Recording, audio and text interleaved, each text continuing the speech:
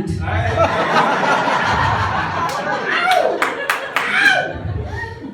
Also, could you give me the number of that pedicurist? I had one today and it just wasn't really there. My name is Sally Principelli. Everybody keeping warm tonight? Oh man, I hate these cold mornings. So bad. It's like I get in the shower and I flip my towel over the top of the shower. Then I get out, before I get out, I wrap the towel around me and I get out and I got my little space heater. Everybody got a space heater? Jump in front of that space heater.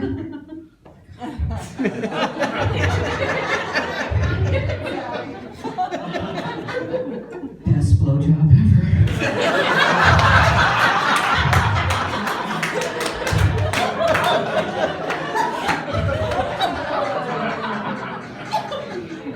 I really shouldn't say that because my new husband is in the audience. Yeah, just celebrating a new marriage. 5 months. We're still celebrating because, we're old and old people take a long time to do anything.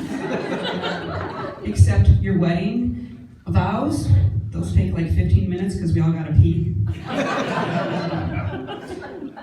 Our reception line and our restroom line is one and the same. And it's so funny because when you're older and you get married, it's different than the younger ones. Because the younger ones, when they get engaged, they celebrate it through social media. We celebrate it through Social Security. When you're younger and you get married, you're talking about getting a bigger house for how many kids you want, right? No, when you're older, you're talking about downsizing your house because you don't want the kids to move that in.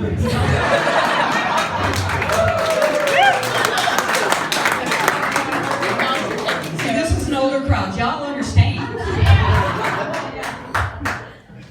When you're younger, you want all your groomsmen dressed to the nines. When you're older, you want your groomsmen to stay up till 9. And it was so funny because a young person said, well, tell me your engagement story. And I said, well, we were sitting on the couch watching Investigation Discovery. And all of a sudden he gets up and he starts.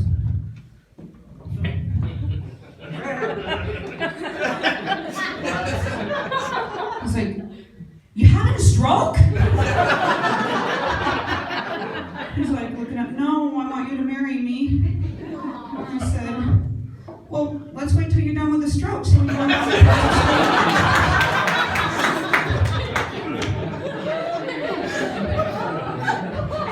when he was down on one knee, he said, honey, I want you to spend the rest of your life with me. I said, well, excuse me, I fucked that joke up. He said, I want to spend the rest of my life with you. And I said, well, that's not a very long commitment. See how I had to flip-flop that a little bit there? Wouldn't work the other way. And it's so funny because even though it was my second marriage, my parents, who were in their 80s, drove out from Michigan just to see the wedding, which is pretty cool because it's like 2,200 miles and they made it like in 2.5 days. That's like 90 miles per hour. But their car was fully prepped. They had their radar detector, their police scanner, and their defibrillator.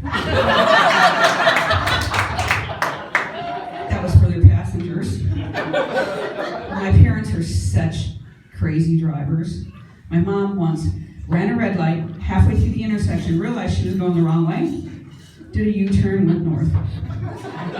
Didn't leave a skid mark. I had a few.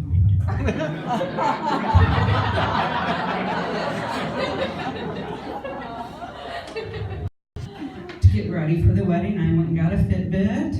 Love this thing. I know, because I ain't fit one bit. There's always hope. And it was funny because with the Fitbit, I don't know if anybody has a Fitbit, this thing measures. I do.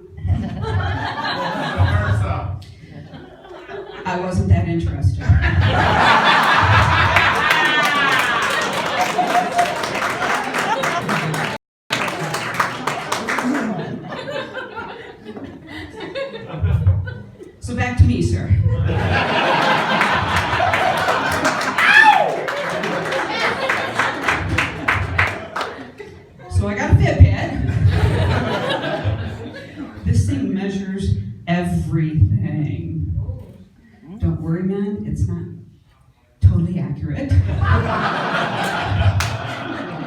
But if you read the reviews, it says it's so inaccurate, it's accurate.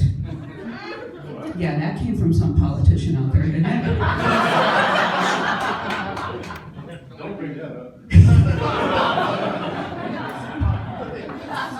I didn't say Republican or Democrat, I said politician. And I love the Fitbit because it does keep you working, it does have challenge partners. I'm not one to run from a challenge, I'm not one to run from anything. But I love the challenge partners because one night I was sitting on the couch and I noticed my challenge partners were beating me in steps. I grabbed my Fitbit, fast stepped into the kitchen, threw it on top of my blender.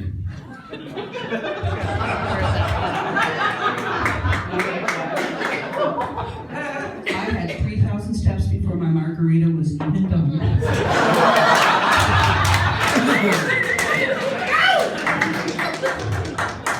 And I love it because there's a Fitbit addiction group where people are so addicted. It's a 12,000 step program.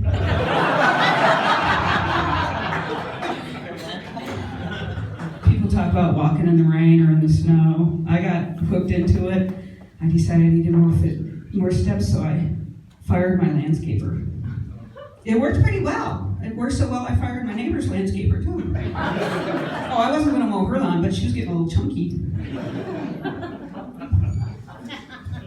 But you have to be really careful about the Fitbit because it can be a tattletale.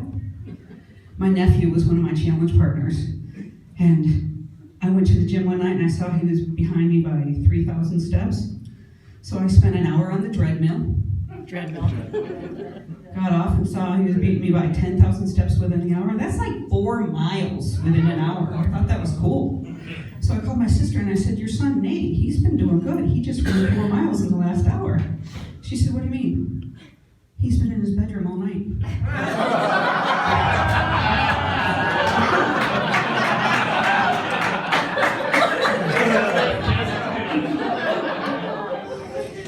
So, y'all, search is for you. If you're wearing the Fitbit, Yes. Versa, whatever. Vice versa. Again, I don't really care. Joke. Wear it on your non-dominant arm.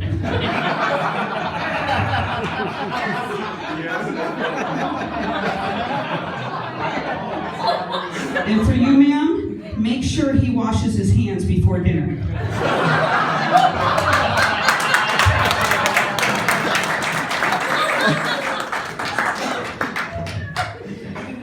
So, Valentine's Day is coming up. Woo! Don't you hate the ads for Valentine's Day? Yes. I think the biggest stretch is the one for Tommy John underwear. You seen that? Honey, do not buy me underpants for Valentine's Day. Also, don't buy me that stupid 23andMe genetic testing. First of all, doesn't that sound like a porn movie? If you find a porn movie, title that, buy it. And it always cracks me up because everybody's got all this, oh, where am I from? I don't care where I'm from at my age. I just want to know where I'm going to go. Right? It's because it's not that I'm old, but when I first searched for wireless, I was bra shopping.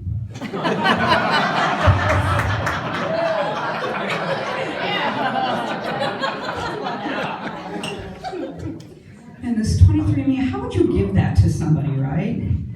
Here, I'm giving you this genetics, because I want to know where the fuck you came from.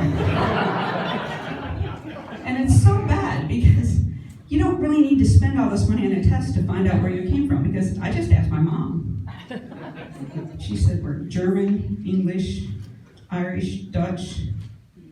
So basically my ancestors didn't care who they slept with.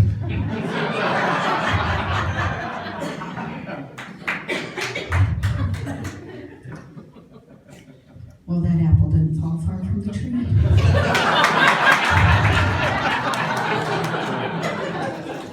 My son's in the audience, just close your ears, hon.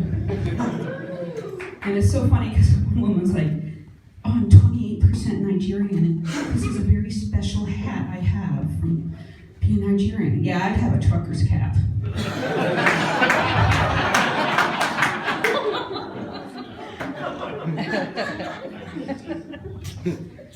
And, you know, you get on the website and you look at it and it says, we are all related.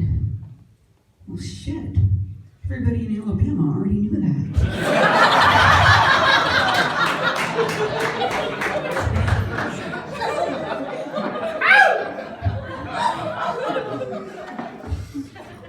So I recently quit my job to focus more on my writing. And my sister, I think, is a little bit jealous because one day I was just sitting around and playing a game on my iPad and I lost. And she goes, is that what you do every day? And I said, no, sometimes I win.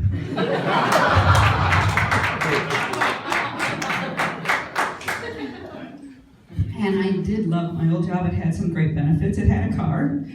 Problem with the car, it had a drive cam. So every time you drove bad, it'd record you and go to the safety department while I was the video sensations with the safety department. It also had a uniform where you had black boots, khaki pants, a polo shirt. I looked like a boy with a really bad case of gynecomastia. That's a big titty joke.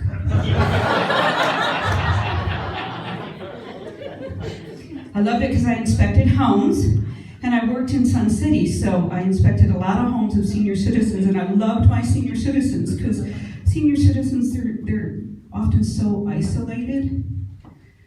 They're happy to see you, kind of like death row prisoners. Except they're going to die a lot sooner.